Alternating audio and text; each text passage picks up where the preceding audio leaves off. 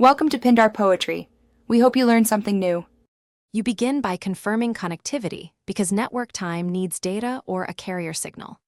Open Settings, then System, then Date and Time. Make sure you're in the right menu. Now enable use network-provided time or automatic date and time so your phone will request time from the carrier or NTP.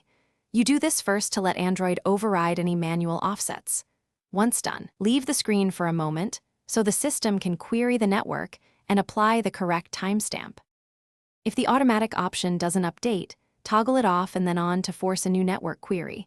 This often fixes transient errors. Next, verify your time zone. Automatic time zone uses network location, but if that's wrong, pick the correct zone manually to avoid hour offsets. Also restart the device if changes still don't appear.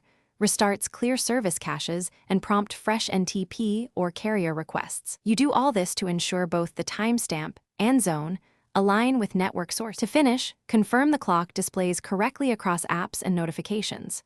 If issues persist, set the time manually as a temporary measure while you investigate. Clear the Settings app cache or install OS updates because some sync bugs are resolved by patches. You should do this before deeper steps.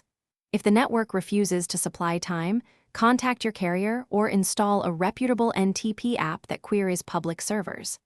A key tip: if nothing helps, airplane mode on /off can re-establish network services. Thanks for watching. Consider subscribing if we helped you.